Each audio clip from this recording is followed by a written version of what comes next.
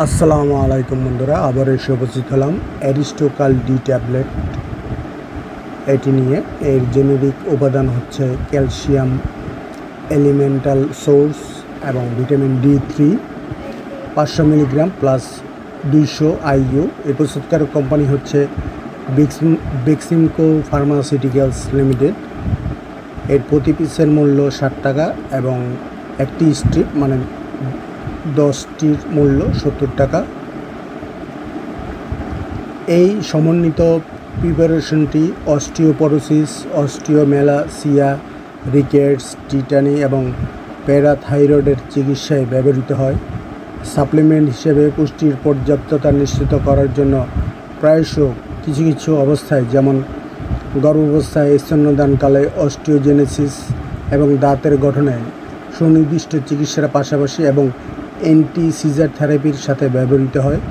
এটি chronic renal ফেইলিওরের ক্ষেত্রে routine supplement হিসেবে এবং ফসফেট বাইন্ডার হিসেবে ব্যবহৃত হয়। ফার্মাকোলজি: ইহা ক্যালসিয়াম কার্বনেট ও ভিটামিন D3 কোলিক্যালসিফেরল এর একটি প্রিপারেশন। ক্যালসিয়াম আমাদের শরীরের অনেক স্বাভাবিক কাজের জন্য প্রয়োজনীয়, তবে হাড়ের গঠন ও মেইনটেন্যান্সের জন্য এটি বিশেষভাবে দরকারি।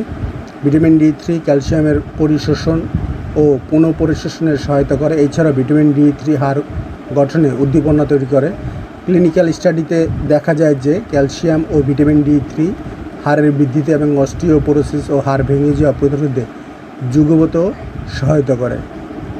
মাত্রা ও সেবন বিধি: ক্যালসিয়াম 500 মিলিগ্রাম এবং ভিটামিন D3 200 IU ট্যাবলেট দৈনিক 2টি ট্যাবলেট বা একটি ট্যাবলেট দিনে 2 বার বা ডাক্তারের পরামর্শ মতো ব্যবহার করা যেতে পারে। ভালোভাবে পরিশোধিত হওয়ার জন্য এটি খাবারের সাথে বা খাবারের পরপর গ্রহণ করা উচিত।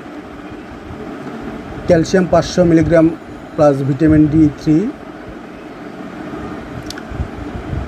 400 IU ট্যাবলেটটি একটি ট্যাবলেট দিনে 2 বার ভালোভাবে পরিশোধিত হওয়ার জন্য খাবারের সাথে বা খাবারের পরপর গ্রহণ করা উচিত।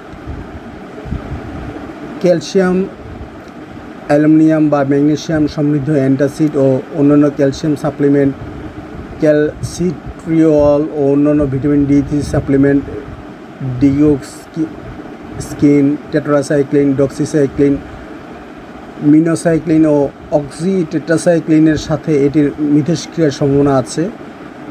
প্রতিনির্দেশনা: এটি hypercalcaemia, hyperthyroidism, renal calculi, nephrolithiasis এবং জলিঞ্জার ইলিসন সিন্ড্রোমের ক্ষেত্রে প্রতিনির্দেশিত।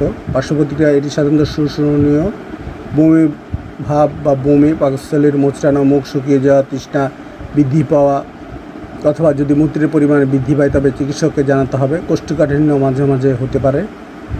সতর্কতা: হৃদযন্ত্রের সমস্যা বা বিক্রিয় সমস্যা থাকলে এটি ব্যবহারে সতর্কতা অবলম্বন করা উচিত। বিশেষ ক্ষেত্রে ব্যবহার: গর্ভাবস্থায় ও স্তন্যদানকালে এটি সমন্বিত প্রিপারেশনটি চিকিৎসকের পরামর্শ অনুযায়ী ব্যবহার করা উচিত। মাত্রাধিকতার লক্ষণ হচ্ছে এটি বমি ভাব বা বমি, তীব্র তন্দ্রাচ্ছন্নতা, মুখ শুকিয়ে যাওয়া, ক্ষুধা হ্রাস পাওয়া, ধাতবসাত, পাকস্থলীর মোচড়ানো, ডায়রিয়া, মাথা ব্যথা, কোষ্ঠকাঠিন্য ইত্যাদি। সংরক্ষণ: আলো ও তাপ থেকে দূরে শুষ্ক স্থানে রাখুন, শিশুদের নাগালের বাইরে রাখুন। তো বন্ধুরা, এটি অবশ্যই ডাক্তারের পরামর্শ অনুযায়ী ব্যবহার্য। নিজে নিজে সেবন করবেন না, এবং নিজে নিজে সেবন করলে আর কোনো ক্ষতি হলে আমাদের চ্যানেল দায়ী থাকবে না। তো বন্ধুরা, আজকে এই পর্যন্ত। আগামী দিন নতুন নতুন ওষুধের তথ্য নিয়ে হাজির হব। সে পর্যন্ত আল্লাহ হাফেজ।